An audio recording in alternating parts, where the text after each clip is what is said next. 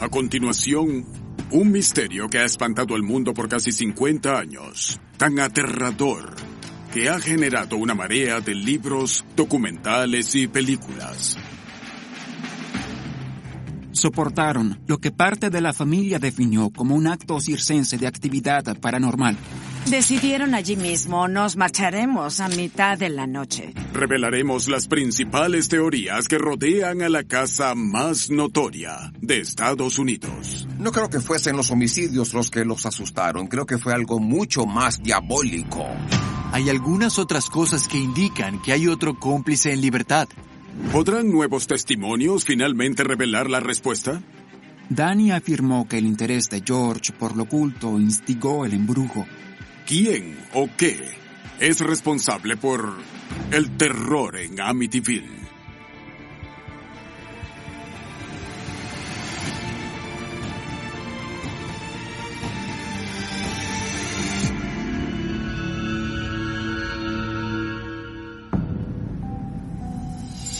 ...18 de diciembre de 1975... Amityville, Nueva York. George y Kathy Lutz, junto a sus 3 hijos, Danny, Christopher y Melissa, se mudan a su nuevo hogar. Era un día típico, como cualquier otro. El clima era bueno, todo parecía ser normal. Pero queda claro de inmediato que la nueva casa de los Lutz es todo menos normal. Desde la primera noche de estar en la casa comenzaron a experimentar golpes, escalofríos.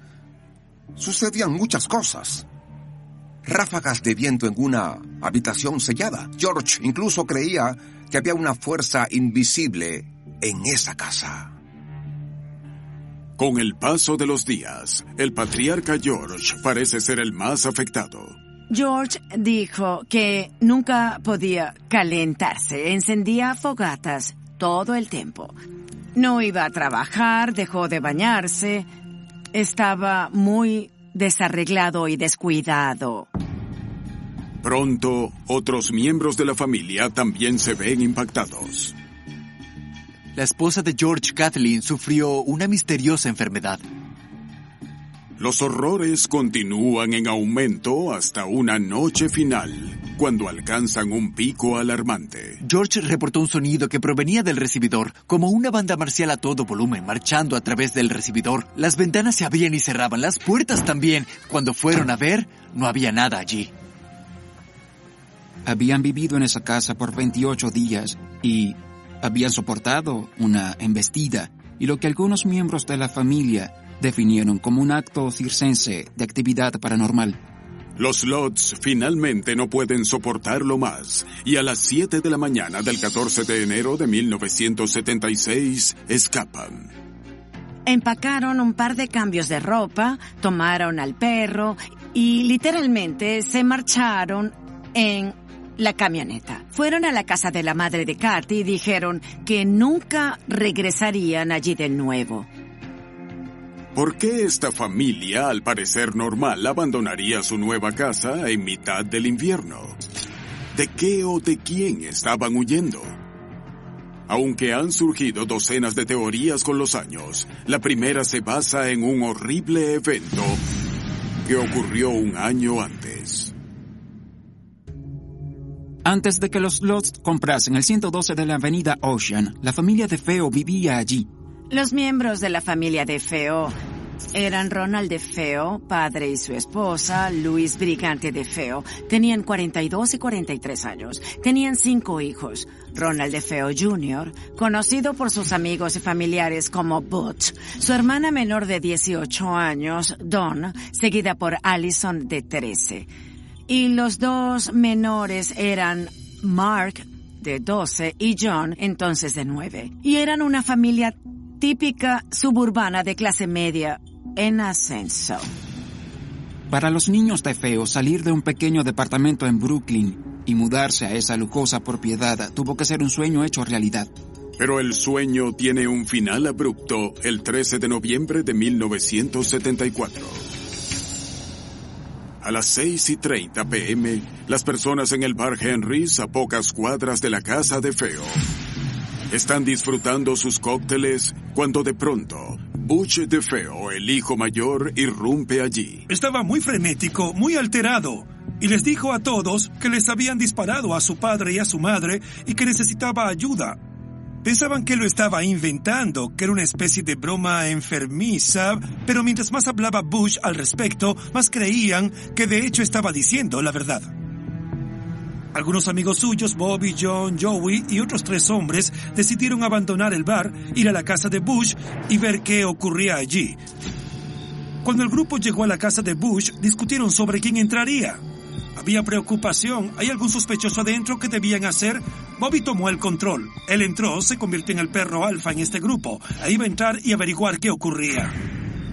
Cuando el resto de los hombres entran, la casa está misteriosamente silente. El único sonido es el ladrido del perro de la familia DeFeo, Shaggy. Al subir las escaleras hacia el segundo piso, comenzaron a oler algo. Era un olor que ellos asociaban con la muerte. Ninguna otra cosa en la vida huele como la muerte. Una vez que la hueles, siempre la reconoces. Bobby va directo a la habitación principal. Bobby entró y encendió la luz. Y fue cuando descubrió los primeros 2 homicidios. El padre, el gran Ronnie, estaba tendido boca abajo. Le habían disparado 2 veces. Y en la cama estaba Louise, la madre. Estaba en posición fetal y le habían disparado también 2 veces. Eso fue más de lo que Bobby podía soportar, hasta el punto en que 2 de los chicos creyeron que debían alejarlo de esa escena y llevarlo abajo.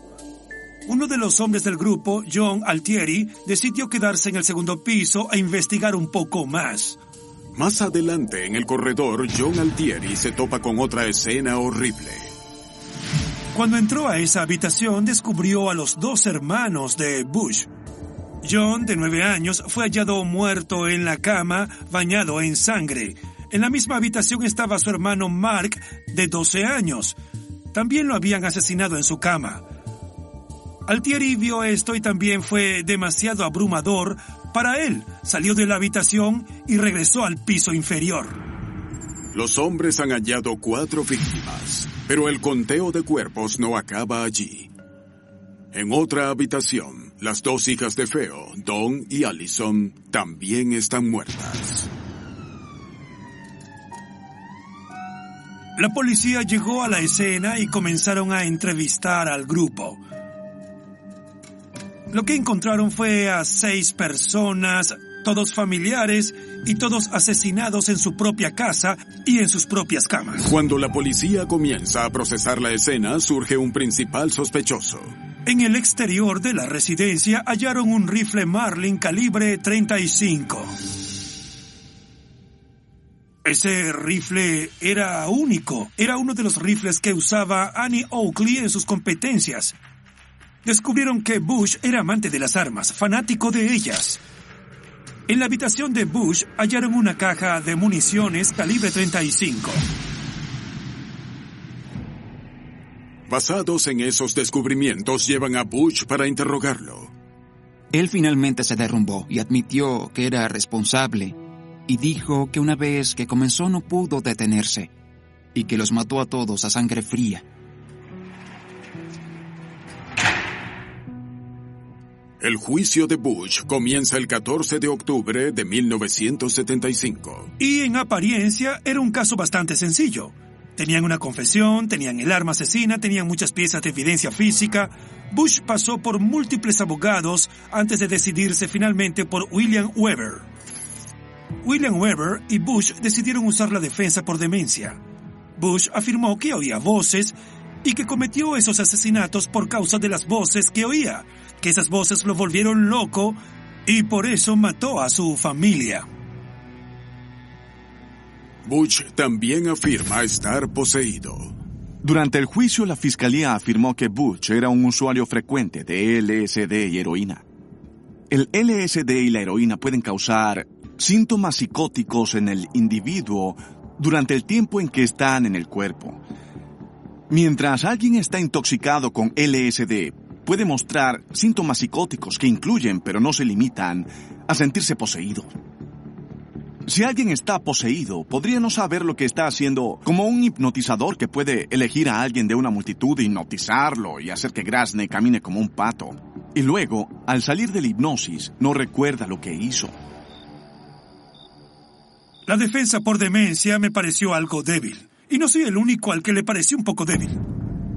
El jurado rechaza la defensa por demencia. Y el 4 de diciembre de 1975, Bush DeFeo es sentenciado a entre 25 años y cadena perpetua. La mayoría de la gente en Amityville y Long Island en general pensaba que una vez que encarcelasen a Butch, ese sería el fin de la historia.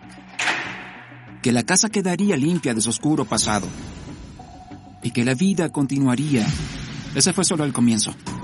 13 meses después de los homicidios y solo 2 semanas después de la sentencia de Bush, George y Kathleen Lutz compran la propiedad. George y Kathy Lutz compraron la casa por el precio de $80,000.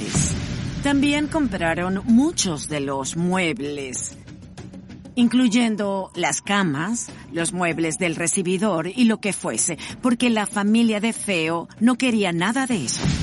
Pero desafortunadamente los nuevos propietarios nos señalan un nuevo inicio para la casa de Amityville. Un mes después de mudarse a su nueva casa en Amityville, la familia Lutz huye aterrorizada. La pregunta es, ¿por qué? Algunos creen que el oscuro pasado de la propiedad es el culpable, pero no todos están convencidos. No creo que fuesen los homicidios los que los asustaron. Creo que fue algo mucho más diabólico. Según el relato de la familia Lutz, desde el momento en que llegaron a la casa de Amityville enfrentaron una serie de eventos aterradores. Como católicos practicantes, los Lutz llevaron a un sacerdote, el padre Ralph Pecoraro, para bendecir la casa antes de mudarse. El ritual de bendición se trata de ir a cada habitación de la casa, rociar agua bendita y recitar oraciones de paz por toda la casa. Cuando el padre Pecoraro entró a la casa, todo estaba calmado y pacífico. Pero cuando entró a la habitación de John, Mark DeFeo, oyó una voz que le decía, «Vete». Pecoraro abandona la casa como le ordenaron, pero no dice nada sobre la voz fantasmal que acaba de oír. No les dijo a los Lutz lo que había oído porque no quería que creyesen que estaba loco. Pero sí les dijo que no durmiesen en esa habitación. Poco después, los Lutz comienzan a tener sus propios encuentros extraños. George adquirió el hábito de despertar a las 3:15 a.m. cada mañana, porque no podía dormir. Las 3:15 es una hora importante porque fue la hora en que Butch DeFeo cometió los asesinatos. Los Lutz ni siquiera sabían eso. Tuvieron que hablar con las autoridades para descubrir la cronología de lo que había ocurrido. Pero podría ser la hija de los Lutz, Melissa, quien experimenta el terror más extraño. Melissa, o Missy, como la llamaban entonces, pasaba mucho tiempo en su habitación, lo que es típico de los niños a esa edad. Pero cuando le preguntaban qué hacía, decía hablar con un amigo imaginario. No era el típico amigo imaginario. Era un cerdo de ojos rojos. Supuestamente podía cambiar de forma. A veces incluso era tan grande como la casa. Y al parecer tenía un nombre. Jody. Y sus problemas no terminan allí. Afirmaron que había un limo verde que bajaba desde los techos por las paredes. Una infestación de moscas que no parecían tener ningún sentido. Veían objetos moverse y romperse. Los Lutz intentaron contactar al padre Pecoraro para que hiciera una segunda bendición y limpiar la casa. Pero cada vez que intentaban llamarlo, el teléfono se cortaba. Era como si la casa no les permitiese contactar al padre Pecoraro. No sé cómo sobrevivieron 4 horas en esa casa y mucho menos 4 semanas. Sin embargo, nunca pasaron otra noche en su casa soñada, que ahora no es más que una pesadilla. Para los Lodds, algo está claro. El mal acecha en su nueva casa. En los 140 años de parapsicología e investigación psíquica, hemos examinado posibles explicaciones de lo que se conoce como embrujos. Son experiencias repetitivas que tiene la gente. Los asesinatos de Feo, para mí, definitivamente son una huella ambiental. En los embrujos, como la situación de la familia Lodds, ellos captan una huella que está marcada en ese ambiente. Un evento que ocurrió y que fue totalmente negativo, que fue el asesinato de esa familia. Cuando el embrujo de Amityville llega a los titulares nacionales, llama la atención de 2 investigadores paranormales mundialmente famosos. Los Warren son investigadores paranormales que han hecho más de 10,000 investigaciones. Pero no están listos para lo que les espera. Ese día, cuando entramos a la casa, no sabíamos que estaba infestada diabólicamente. Y en una escala del 1 al 10, tendría que decir que Amityville era un 10. En enero de 1976, la familia Lodds afirma que su casa está embrujada. ¿Pero pueden probarlo? Los Lodds no eran locos. Eran personas comunes, suburbanas de clase media. A mediados de los 70, no podías entrar en internet y buscar cosas. De hecho, tenías que poner los pies en la calle, buscar información, mirar a la gente a los ojos, hablar con los Lodds, hablar con los vecinos y luego entrar a la casa y ver qué estaba ocurriendo. Para que los ayuden a reunir evidencia, los Lodds llaman a los mundialmente famosos investigadores paranormales Ed y Lorraine Warren. Los Warren son investigadores paranormales que han hecho más de 10,000 investigaciones de embrujos, poltergeist y exorcismo. Eso es lo que hacen. Como la inspiración de la vida real para la franquicia fílmica El Conjuro, este equipo de esposos se hizo un nombre a finales de los 60, cuando investigaron una muñeca supuestamente poseída por el espíritu de una niña. Lorraine era psíquica. Era medium de trance ligero.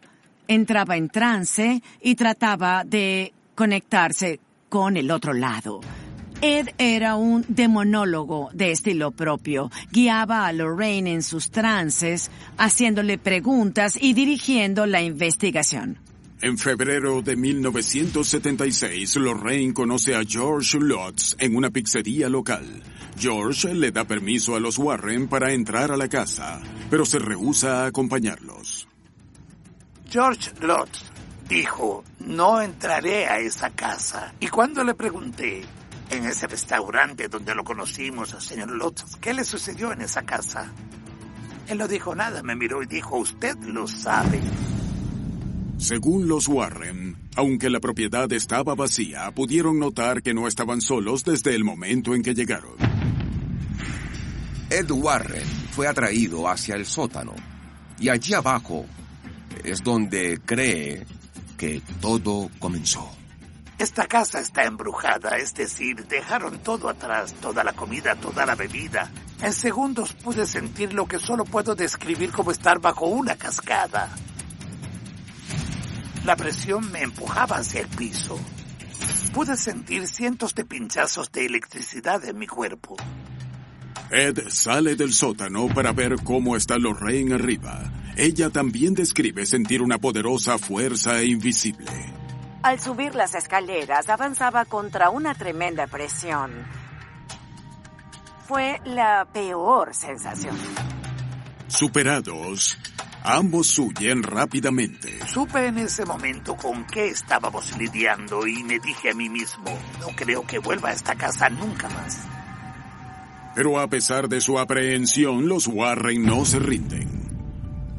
Pocos días después regresan a la casa, pero esta vez llevan respaldo y cámaras.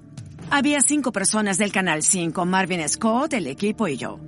Otros 2 reporteros, los Warren y su equipo, que eran unas 7 personas. También había otro equipo de psíquicos e investigadores.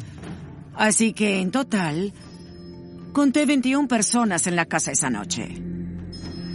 Los Warren y su equipo pasan horas investigando la casa, y en poco tiempo comienzan a ocurrir cosas perturbadoras. Se mueve. Y al moverse dijo dice, me siento amenazado en lo personal.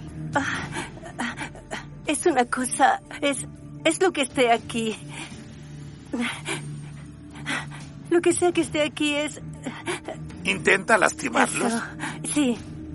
Teníamos un camarógrafo, Steve Petropoulos. Steve tenía unos 40 años y corría maratones. En otras palabras, estaba en buena forma. Subió las escaleras con su fotómetro para tomar lecturas de luz, y yo estaba parada al pie de la escalera con los otros miembros del equipo. Él llegó hasta allí, se dio vuelta y me dijo, oye, hay una habitación a la izquierda y una de las paredes está llena de espejos. Continuó subiendo las escaleras, llegó al tope del rellano, se dio vuelta y me miró y dijo, no sé cómo supe eso, y de pronto pude ver la sangre abandonar su rostro. Se puso pálido y se inclinó sujetándose el pecho.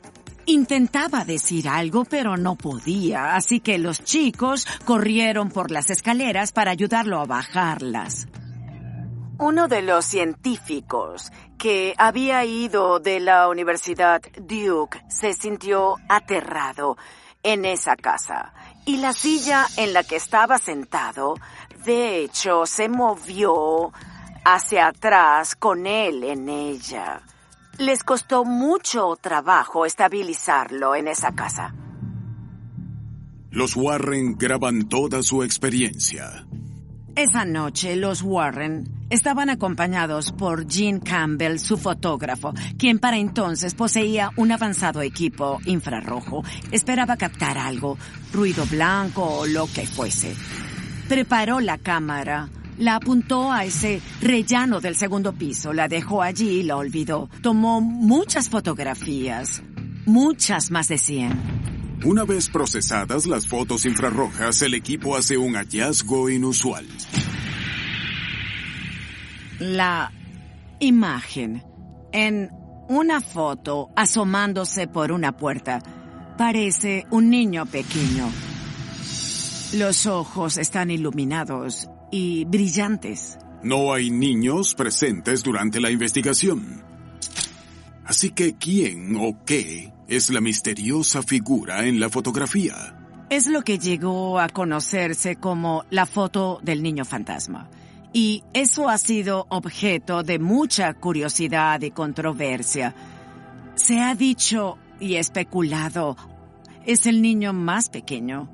John DeFeo, de 9 años, es su fantasma. Sin embargo, Ed Warren cree que es algo distinto. Bien, no es el espíritu del niño, no lo es, pero es un espíritu de naturaleza diabólica en esa habitación y aparece en esa casa para confundir a los investigadores.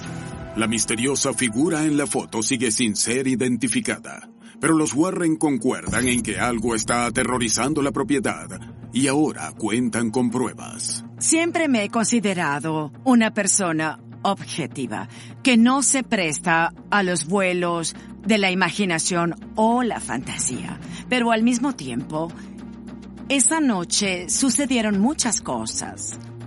Había señales sutiles de lo que muchos investigadores paranormales clasifican como infestación y cosas no tan sutiles.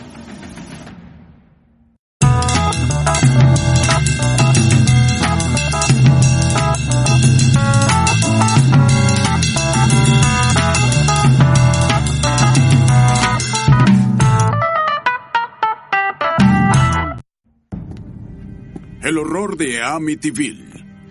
El propio nombre conjura temor. Aunque algunos creen que la oscuridad de la casa fue generada por los asesinatos de los DeFeo, otros culpan a la actividad paranormal. Pero un miembro de la familia Lutz, que experimentó los terrores personalmente, cree que la fuente está mucho más cerca de él.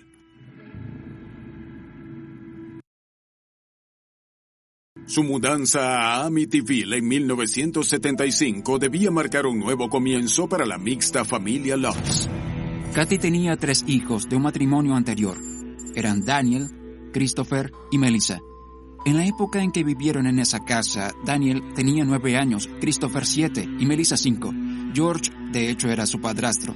Eran niños muy jóvenes e impresionables, ciertamente sujetos a las situaciones que ocurrían en toda la familia. El hijo mayor, Daniel, estuvo silente por décadas. Entonces, en 2009, finalmente habla en público en una serie de entrevistas. Daniel Lutz me contactó porque quería contar su historia. Al principio me sentí muy escéptico, pero tan pronto vi las fotografías de inmediato el parecido con Kathy Lutz fue impactante y supe que era él. En ese momento inicié conversaciones con Daniel Lutz que realmente cambiaron el paradigma de lo que pensaba de todo este caso. Esto no es algo de lo que me guste hablar.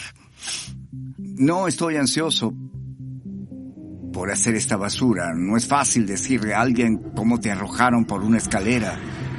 No es fácil decirle a alguien que tu cama estaba rebotando del techo. Una vez que comienzo a hablar de eso, quedó atrapado aquí. Al hablar con él, sentí profundamente la pasión, la ira, por vivir a la sombra de esta historia. Su historia ha sido contada por todos, menos por él. Sintió que su voz había sido silenciada. Así que el poder hablar de ello fue casi un proceso catártico para purgar esos demonios de su pasado. Daniel ofrece una posible razón dramáticamente diferente para el embrujo de Amityville. Cuando entrabas a la casa de George, no era cálida ni acogedora. Si veías su biblioteca, ya saben, había libros de historia satánica, libros de control mental, libros de hipnosis. A ese sujeto le gustaban cosas muy oscuras. Me acerqué a mi madre y le dije, ¿te casaste con él? ¿Me mudaste a su casa? ¿En qué rayos piensas? Danny afirmó que el interés de George por lo oculto instigó el embrujo, que fue como un truco de magia que no pudo detener. ¿Fue invitado un espíritu maligno a Amityville por George Lutz en un hechizo que salió mal? Daniel cree que sí. Danny afirmó que sintió estar poseído y que el único modo de alejarse de eso era abandonar a la familia. Y eso hizo. Y de muchas maneras creo que Daniel estaba siendo acosado por George y aún lo está hoy. Y al final de todo, algo le sucedió a su familia y a él en esa casa que los marcó para siempre. La historia de Daniel no es el único relato de primera mano de la familia Lutz. 30 años antes, sus padres ofrecieron una versión muy diferente y muy pública de lo ocurrido en Amityville. Después de mudarse, los Lutz hablaron con la gente de la situación, y no solo intentaban hablarle a la gente para recibir ayuda. De hecho, lo contaban para intentar vender la historia de algún modo, ganar algún dinero y recuperar el dinero que pagaron por su casa. Ellos tuvieron que pagar $80,000 de inicial por esa casa en particular. George necesitaba recuperar esa pérdida. Si yo tuviese que pagar todo ese dinero, me preocuparía mucho cómo mantener a mi familia. Y un modo de hacer eso habría sido intentar vender la historia. Para entonces, los medios estaban muy interesados en este tipo de historias. Habían cubierto El Exorcista y buscaban otro tipo de casos, como ese. Así que George tal vez vio una oportunidad. Ellos contrataron a un abogado, que resultó ser William Weber, el abogado defensor de Bush de Feo. Weber acepta ayudar a vender la historia de la familia si dividen las ganancias 50-50. George rechaza el trato de Weber, pero este vende la historia de todos modos. Así que Weber vende 2 artículos a publicaciones sobre la situación que había descrito George y lo que habían mencionado en su conversación. George enfureció por eso, porque se hizo sin su permiso. Así que en ese punto George estaba tan molesto que se alejó de Weber. Como consecuencia, Weber introdujo una demanda contra los Lutz. Llegaron a un acuerdo fuera de la corte, pero el daño era irreparable. Los Lutz finalmente aceptan un trato para un libro con el autor Jay Anson, quien accede a una sociedad más razonable. En respuesta, Weber hace una audaz acusación. El embrujo de Amityville es un engaño. Una vez que la historia se hizo muy popular y las ventas del libro eran altas, William Weber comenzó a aparecer en los medios y a disputar los hechos del caso como se describían en el libro. Weber estaba totalmente dispuesto a decir que todo era 100% cierto, hasta darse cuenta que no obtendría dinero. Para refutar sus afirmaciones, los Lutz acceden a someterse al polígrafo. Lo pasan. George, a menos que fuese el propio oráculo de Delfos, no tenía modo de predecir incluso si estaba ideando este gran plan maestro que tendría éxito. ¿Realmente vas a apostar los ahorros de toda tu vida a una historia de fantasmas? Bien, algunos podrían hacerlo. Nunca creí eso. Ya sea un embrujo o una invocación, un engaño elaborado o las escalofriantes consecuencias del homicidio de una familia por los próximos años, el caso de Amityville continuó confundiendo al público. Entonces, en 2000, una explosiva confesión culpa del terror a una nueva sorprendente fuente. Aunque muchas preguntas rodean la infame casa de los horrores en Amityville, Nueva York, al menos una hace mucho se cree que fue respondida. ¿Quién cometió los brutales asesinatos que iniciaron todo? Después de una confesión, una condena y una sentencia de entre 25 años y cadena perpetua, parece seguro que Butch DeFeo mató por sí solo a su familia en 1974. Pero en 2000, Butch DeFeo hace una afirmación asombrosa. No actuó solo. Bush escribe una carta desde prisión el 1 de mayo de 2000, con una impactante revelación. Butch dice que no mató a su familia por sí solo. Tuvo ayuda, y ni siquiera fue su idea. Así que esto es interesante. Si hubo otro asesino allí, ¿él atormentaba a los Lutz? Tal vez no era un embrujo después de todo. En el momento de los homicidios, Butch tenía 23 años, Don tenía 18. Estaban en el sótano con algunos amigos, bebiendo y fumando. Eso era un escape de su familia, en especial de su padre. Su padre, el gran Ronnie, al parecer le hace honor a su intimidante nombre. Esta no era una familia feliz. Por muchos años, Ronald, padre en particular, había ejercido violencia doméstica contra Ronald Jr., Luis y los otros niños. Había historias sobre cómo se había acercado a Luis y la había golpeado en el rostro, y ella cayó. Y él regresó a cenar y dijo, podemos comer en paz ahora. Este tipo de eventos resume lo que debió haber sido la vida en esa casa para esos niños. Pero a pesar de los problemas de Butch con su padre, afirma que su hermana Dawn sentía el mayor resentimiento. Ella tenía 18 años. Tenía un novio que vivía en Florida y que tenía 33 años. Una gran diferencia de edad. El gran Ronnie desaprobaba mucho esa relación. La humillaba, la recriminaba. Según Butch, Dawn ideó un plan. Y ese plan era asesinar a sus padres. Dawn afirmó que los otros hermanos podían ir a casa de su abuela en Brooklyn y podían vivir allí. Mamá y papá ya no estorbarían. Los niños serían atendidos y todos vivirían felices por siempre después de que mamá y papá fueran asesinados. Al parecer, no le fue difícil a Dawn convencer a Butch porque los planes se pusieron en marcha muy pronto. Butch dice que solicitó la ayuda de dos amigos. Cerca de la 1 de la mañana salieron del sótano y fueron al interior de la casa. Luego subieron las escaleras hasta la habitación de los padres. Butch estaba armado con un rifle Marlin calibre 35. Él no ocultó eso, que tenía el rifle. Iluminados solo por una luz nocturna en el baño del segundo piso, los hermanos abren la puerta de la habitación de sus padres y comienza la masacre. Butch entró a la habitación, le disparó 2 veces a su padre con el rifle y luego le disparó 2 veces a su madre, matándolos a ambos. Bush dice que entonces él y sus 2 amigos huyeron de la casa de Amityville, dejando a Don y a sus otros 3 hermanos adentro, solos. Bush dijo que el plan era solamente matar a los padres, no era matar a los hermanos y hermanas. Dice que, sin embargo, Don continuó. Bush regresó al interior de la casa. Don había hecho algo horrible. Bush dijo que se impuso la tarea de asesinar a los otros hermanos y hermanas.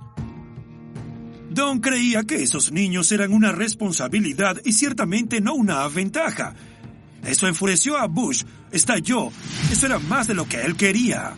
No quería que matasen a sus hermanos, solo quería muertos a sus padres. Iniciaron una violenta discusión y esa discusión se convirtió en una lucha. Lucharon. Él la derribó y luego le disparó en la cabeza. El que Don estuviese involucrada en esos homicidios o no, realmente no influye en lo que le ocurrió a la familia Lutz. La conclusión es que 6 personas fueron asesinadas allí. El que Bush fuese el tirador principal o que fuese Don no hace ninguna diferencia. ¿Pero qué hay de los otros 2 amigos que él afirma que estuvieron allí esa noche? ¿Estuvieron involucrados en la masacre?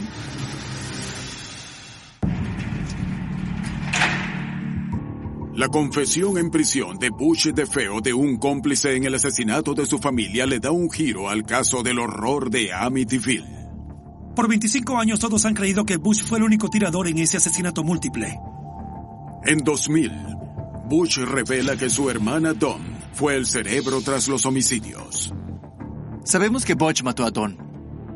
Así que sabemos que no es ella quien regresó para atormentar a los Lutz. Sin embargo, según la declaración escrita de Bush, podría haber otro asesino desconocido. Bush mencionó a 2 amigos que llevó como vigías, pero tan pronto comenzaron los disparos, entraron en pánico, se marcharon y él nunca mencionó que hubo violencia. Bush mencionó algo curioso en una carta. Cito: fue homicidio a sangre fría, punto. Sin fantasmas ni demonios, solo 3 personas, de las cuales yo fui una.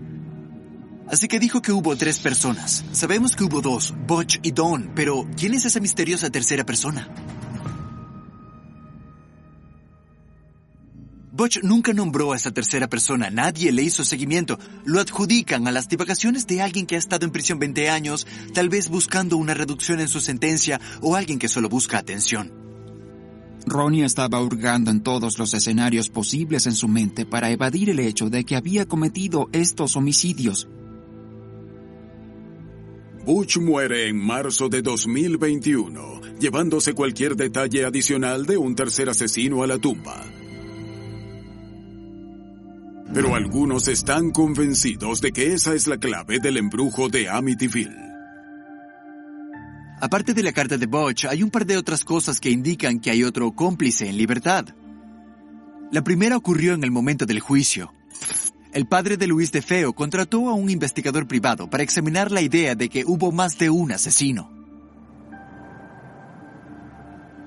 La casa es muy grande, tiene 3 pisos. Las personas que fueron asesinadas estaban esparcidas por toda la casa. Así que el que alguien se moviese por allí deliberadamente disparando un rifle que hace mucho ruido podría parecerle desconcertante a la gente. ¿Por qué no se levantó nadie? ¿Por qué nadie salió de la cama? ¿Por qué no huyeron? ¿Por qué no se ocultaron? Puedo entender que a algunas personas les cuesta creer que un solo sospechoso mató a todas esas personas. El investigador privado también presenta evidencia de que pudieron haberse usado 2 armas en los homicidios. Durante la investigación hubo evidencia física llamada quemaduras de pólvora. Y en el cuerpo de Dawn había quemaduras de pólvora que algunos expertos creen que no concuerdan con el arma homicida. Y algunas teorías dicen que bien podría haber una segunda arma homicida basadas en la evidencia de quemaduras de pólvora en la persona de Dawn. Pero en la escena, los detectives solo encuentran el Marlin calibre 35 de Bush. Eso, claro, hasta 2011, cuando un equipo de buzos de Long Island busca en un canal cercano a la casa de Amityville. Los buzos hacían un seguimiento a un documental y a la teoría de múltiples asesinos. Sacaron un viejo revólver del canal detrás de la casa, que pudo haber sido arrojado por alguien que huía de la escena del crimen. La policía intenta recolectar evidencia del arma, pero el tiempo y los elementos la han borrado. La respuesta de quién o qué está detrás de los horrores de Amityville continúa fuera de alcance. Creo que es posible que Butch y Don tuviesen ayuda, en especial porque nadie más fue arrestado en el caso. Y si eso es cierto, ¿esa otra persona aún está libre? ¿Es quien atormentaba a los Lutz? ¿Regresará para acosar de nuevo?